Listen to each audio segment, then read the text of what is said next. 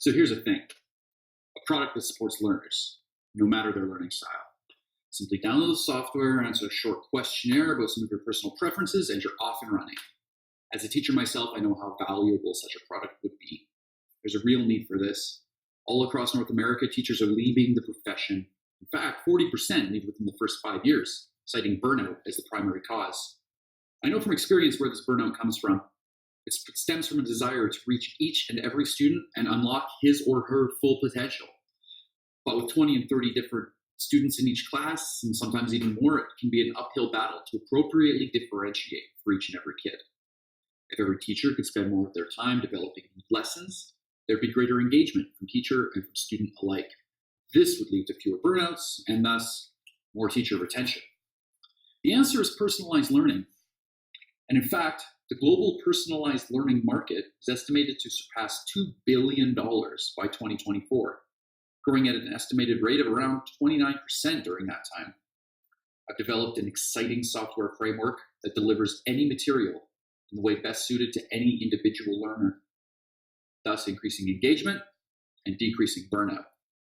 If you're so inclined, I'd love for you to take a look.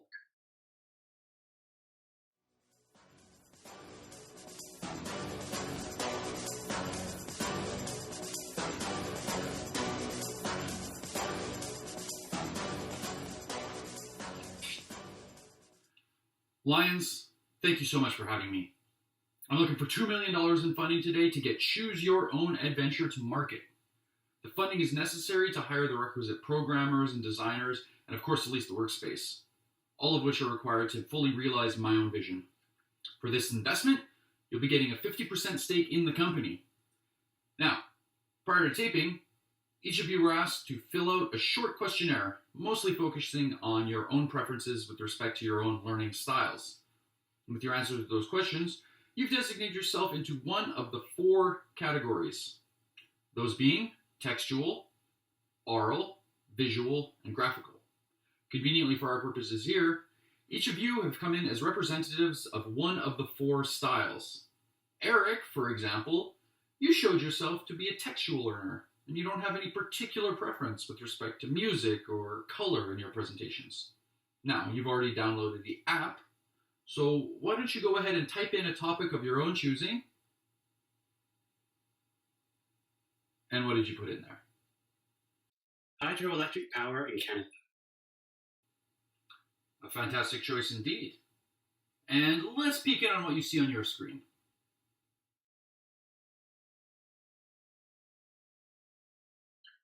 Okay, so we have a dense text with a lot of information. Is that what you're looking for as far as a way to learn? Yeah, that would work for me. Great. Now just for fun, let's see what would happen if we went with the auditory option. The building of hydroelectric dams, however, is not without environmental drawbacks. Large hydropower projects rely on dams to create artificial lakes that can provide tremendous amounts of reliable, renewable power. As you can see, the program just regurgitated the same information in another style. Now then, Myrna, what differentiated style did Choose Your Own Adventure assign to you? I got graphical. Okay, great. And what do you want to learn about today? Well, I'm visiting Montreal next week, and I'd like to learn exactly how and when I'm supposed to do the 2 kisses on either cheek thing while I'm in Quebec. Okay, cool. So plug your query into the search bar there, and let's have a look at what the computer comes up with for you.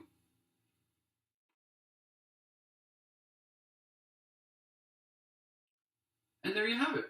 Does that answer all your questions for you? It really does. Now, James, tell us what topic you wanted to learn about today. Well, I said I'd like a video with a topical delivery and an acoustic soundtrack, all on the topic of Maurice the Rocket Richard. Well, that sounds like a great topic and a great way to learn. Let's see what Choose Your Own Adventure put together for you. Joseph Henri Maurice the Rocket Richard was a hockey player for the Montreal Canadiens.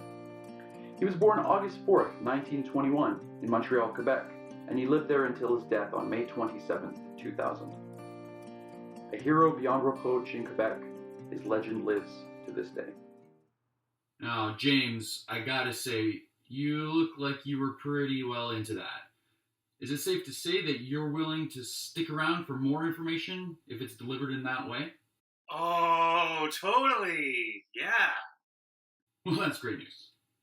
Now then, Lions, do you have any questions for me? So here's my thought. In prepping for this pitch, I read an article from Mark Spies saying that learning style preference has little to no impact on learning outcomes. If that is the case, what makes this software not just viable, but even worthwhile? Eric, that is a great question. And I'm so glad you brought it up. While it's true that learning style preference has little bearing on outcomes, where learning style preference is of extreme importance is in attendance. If learners don't enjoy the material they're engaging with, they're liable to not come. And funding for schools and the availability of programs are directly tied to attendance.